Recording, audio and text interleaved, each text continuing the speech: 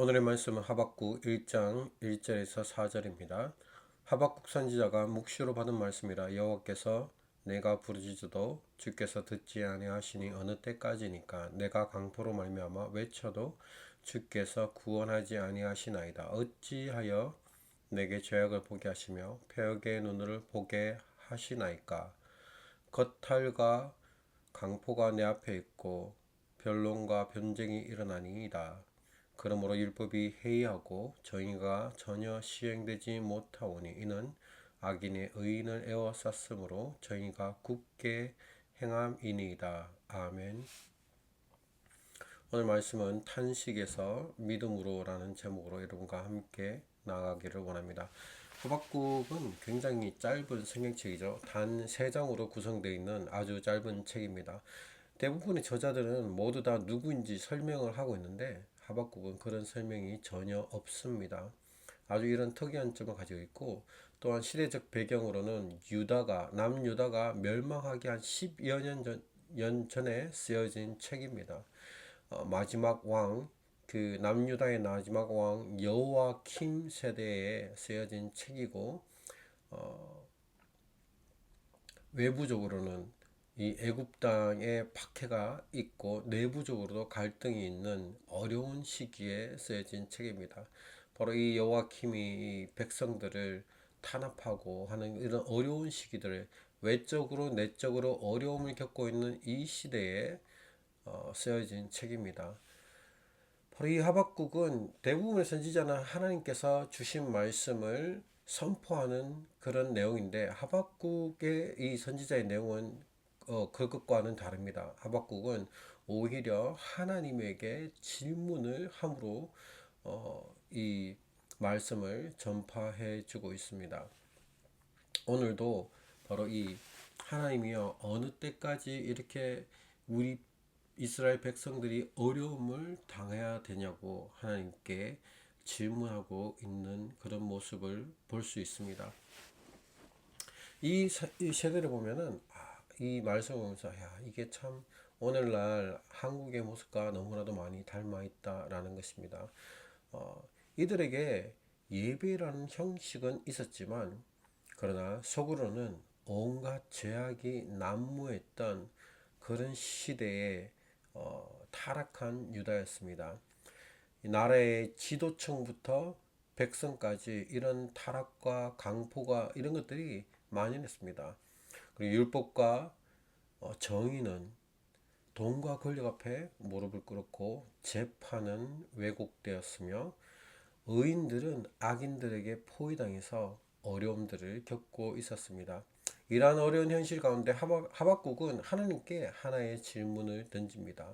이제 2절에 보면 여호와여 내가 부르짖어도 주께서 듣지 아니하시니 내가 어느 때까지이리까.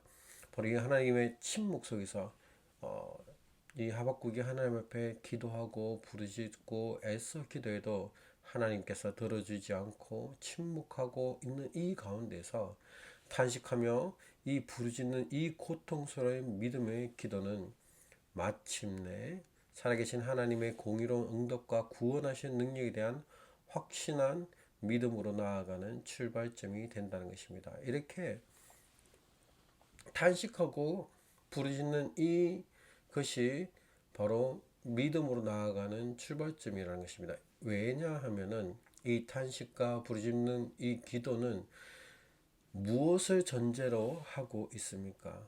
바로 오직 이 문제를 해결할 수 있는 분은 하나님 밖에 없다라는 것을 신뢰하며 나아가고 있기 때문입니다. 첫 번째는 이 하박국 선지자는 하나님께 질문하고 있습니다. 하나님 어느 때까지입니까? 어느 때까지 우리가 이렇게 어려움을 겪어야 합니까? 하나님은 언제 우리에게 말씀해주고 하나님의 정의와 공의를 나타내 보이십니까? 라고 이 기도를 하고 있습니다.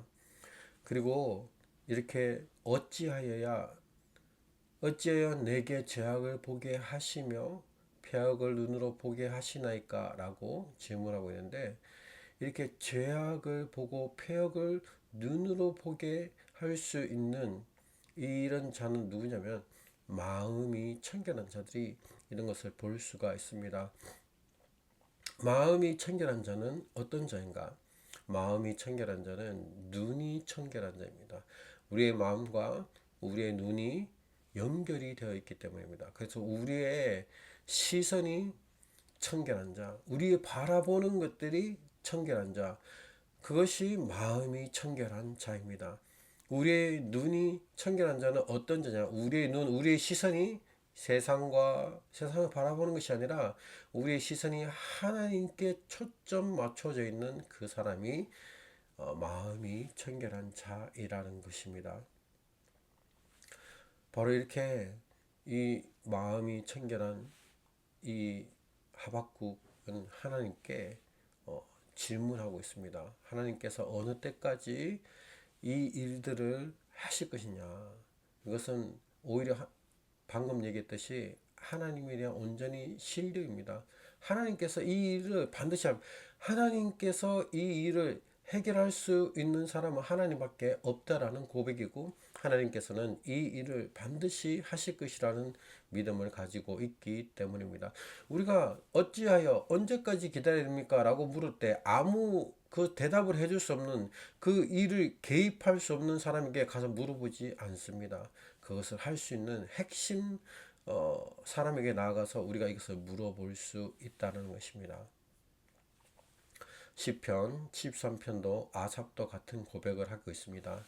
나는 거의 넘어질 뻔하였고 나의 걸음이 미끄러질 뻔하였으니 이는 내가 악인의 형통을 보고 오만한 자를 질투하였습니다. 바로 이 시인도 악인의 번역을 보면 발이 실족할 뻔했지만 결국 성소에 들어가 하나님의 마지막 심판을 깨달았던 것입니다. 우리의 탄식은 불의한 세상에 대한 좌절이 아니라 하나님이 세우실 공의에 대한 갈망인 것입니다. 우리의 질문은 하나님의 응답을 향한 가장 빠른 문을 여는 열쇠가 되기 때문입니다. 또한 공의가 굽어진 세상 속에서 우리는 어떻게 살아야 되는가? 오직 믿음으로 사는 자가 하나님의 뜻을 이룹니다. 1장 4절에 보면은 율법이 해이하고 정의가 전혀 시행되지 못하며 정의가 굳게 행함이다 라고 말했습니다. 법과 질서가 무너진 세상, 선한 사람들이 포위당하는 세상에서 선지자는 절망했습니다. 그러나 하박국의 이러한 탄식은 결국 하나님으로부터 온 인류 역사의 가장 중요한 진리를 이끌어낸다는 것입니다. 하박국 2장 4절로 넘어가서 보면은 보라 그의 마음은 교만하여 그 속에서 정직하지 못하나 의인은 그의 믿음으로 말미암아 살리라라고 성경은 기록하고 있습니다. 바로 하나님께서 이 침묵하는 때, 심판하는 때, 침묵하는 때에 유일한 생존 전략을 주셨는데 그것이 바로 오직 믿음으로 사는 것입니다. 이것은 참 어렵습니다. 로마서 1장 17절을 보면 복음에는 하나님의 의가 나타나서 믿음으로 믿음에 이르게 하나니 기록된 바 오직 의인은 믿음으로 말미암아 살리라 함과 같으니라. 바로 이렇게 공의가 굽어져 행하는 세상, 진리가 왜곡되는 세상, 진실이 탄압받는 이 세상 속에서 우리는 오직 하나님 향한 믿음을 가지고 살아가야 되는 것입니다.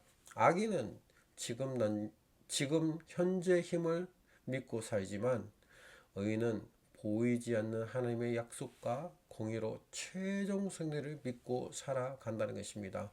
이 세상의 힘은 다 유한합니다. 끝이 있습니다. 그러나 반드시 이 속에서 공의를 실행하시는 분은 하나님입니다. 우리가 그 하나님을 잊지 말고 그 하나님을 바라보며 살아야 되는 것입니다. 오늘도 이 우리 하루하루 속에 불의한 일이 일어나는 시대에 살고 있습니다. 그러나 이 불의한 시대를 극복할 수 있는 유일한 그 일을 해결할 수 있는 하나님께서는 반드시 하나님의 선한 일을 이루신다는 그 믿음을 가지고 살아가는 저와 여러분 되기를 축복합니다. 기도하시겠습니다. 하나님, 악인이 만연하고 하나님은 멀리 있는 것처럼 느껴질 때가 있습니다. 우리 당장에 눈앞에 있는 현실로 인해서 좌절되고 낙심될 때가 있습니다. 언제 하나님께서 이 일들을 해결해 주시고 간섭할지 알지 못하는 어려움 속에서 하박국은 하나님께 질문했던 것처럼 그는 하나님이 이 일을 해결할 수 있는 유일한 분임을 믿고 있었습니다. 하나님, 우리도 상황 가운데 좌절하지 아니하고 이 일을 해결할 수 있는 하나님을 의지하며 오늘 하루도 살아갈 수 있도록 복을 내려 주시옵소서. 감사하며 모든 말씀 예수 그리스도 이름으로 기도했습니다. 아멘. 오늘 하루도 선포했으면 좋겠습니다. 나는 하나님의 자녀다. 나는 복이 있다. 나를 만나는 자들에게 하나님의 복이 있다. 우리 자녀들에게, 자자손손에게 지금은 보이지 않지만 그러나 우리가 그 일들이 일어나게 하시는 하나님을 바라보며 신뢰하며 오늘 하루도 축복의 걸음을 나아가는 저와 여러분 되기를 축복합니다. 아멘, 아멘, 아멘.